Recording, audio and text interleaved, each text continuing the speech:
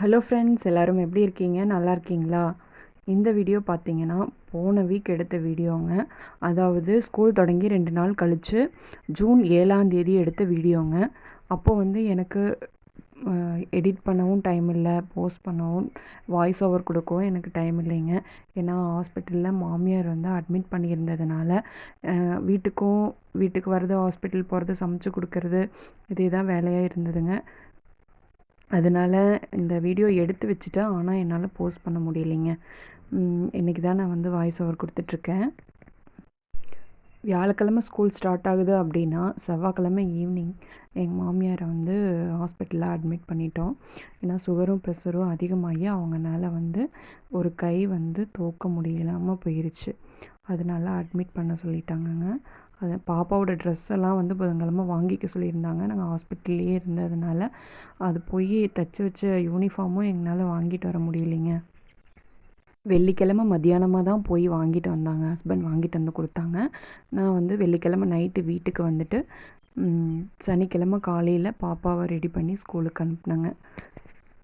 அன்றைக்கி பார்த்திங்கன்னா காலையில் சாப்பாடு வச்சுட்டு சிறுகீரை பொரியல் பண்ணேன். அது வீட்டு பக்கத்துலேயே தோட்டத்தில் பறிச்சது தான். நம்ம செடியெல்லாம் இருக்கிற பக்கம் அதுவே தானாக முளைச்சி வந்தது. அந்த கீரையை பறித்து நைட்டே க்ளீன் பண்ணி வச்சுட்டேங்க. அதில் தான் பொரியல் பண்ணுறேன். அப்போது வெண்டைக்காய் பொரியல் பண்ணி அதுலேயே பாப்பாவுக்கு லன்ச் ரெடி பண்ணி கொடுத்துட்டேங்க.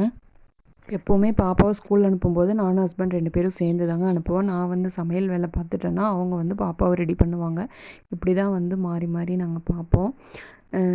அன்னைக்கு பார்த்திங்கன்னா அவங்க மாமியாரோட ஹாஸ்பிட்டலில் இருந்ததுனால நான் தனியாக தாங்க எல்லா வேலையும் பார்க்குற மாதிரி இருந்தது.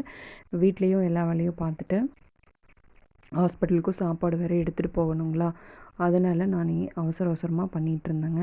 8 மணிக்கு பாப்பாவோட வேன் வருங்க. இதுக்கு இடையில் மற்ற வேலையெல்லாம் முடிச்சுட்டு நானுமே 9 மணிக்குள்ளே கிளம்பியே ஆகணும். ஹாஸ்பிட்டலுக்கு சாப்பாடு டைமுக்கு எடுத்துகிட்டு போகணும் இல்லைங்களா, அதனால் நானும் கிளம்பியே ஆகணுங்க.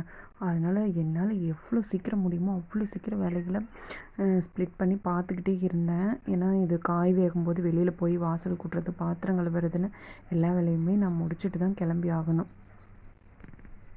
எப்படியோ நோட் புக்குக்கெலாம் கவர் பண்ணுறது, மற்ற எக்ஸ்ட்ரா திங்ஸ் எல்லாம் ஸ்கூல் போகிறதுக்கு வாங்கிறது, இதெல்லாம் ஃபஸ்ட்டே நம்ம வாங்கி ரெடி பண்ணி வச்சதுனால அந்த அன்றைக்கி எனக்கு கொஞ்சம் ஈஸியாக இருந்தது. ஏன்னா ட்ரெஸ் மட்டும் தானே பெண்டிங்கில் இருந்தது. அதை வாங்கி கொடுத்தோன்னையும் நைட்டே போட்டுலாம் கரெக்ட் பார்த்துட்டு அவங்க ரெடி ஆகிக்கிட்டாங்க. இல்லைன்னா நான் அந்த அன்றைக்கி ரொம்பவே சிரமப்பட்டிருப்பேங்க. அந்த அன்றைக்கி பார்த்திங்கன்னா சமையல் வேலை 7:30 மணிக்குள்ளே முடிஞ்சது. சாப்பாடு, சிறுகீரை பொரியல், வெண்டைக்காய் பொரியல், அப்புறம் ரசம் வச்சுருந்தேன். சிம்பிளான மெனு தான். இதில் என்ன ஒன்றுன்னா, என் பொண்ணுங்க 2 பேரும் எனக்கு எப்போவுமே ரிஸ்க்கான டாஸ்க்கு கொடுக்கவே மாட்டாங்க. நம்ம வீட்டில் என்ன செய்கிறோமோ அதை தான் அவங்க எடுத்துகிட்டு போவாங்க, சாப்பிடவும் செய்வாங்க. இது வேணாம், அது வேணாம், இது பிடிக்காது, அது பிடிக்காதுன்னு என்றைக்குமே சொன்னது கிடையாது. எந்த விஷயத்துலையுமே என்றைக்குமே பிடிவாதமும் பிடிச்சது கிடையாதுங்க. எனக்கு என் பொண்ணுங்க 2 கிஃப்டட் தாங்க. கிஃப்டட் சைல்டு தான் எனக்கு.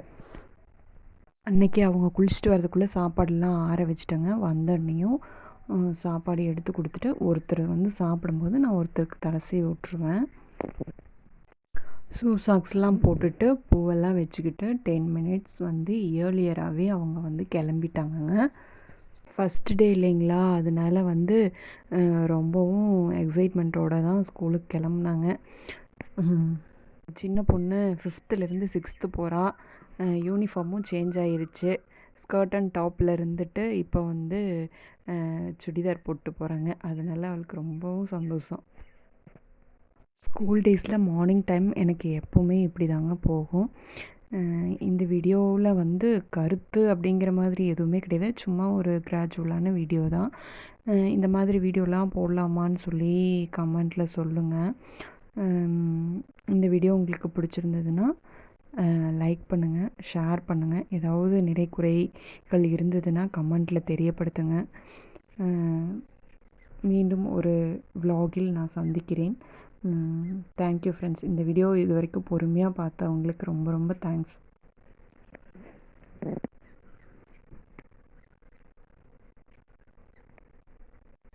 Thank you so much.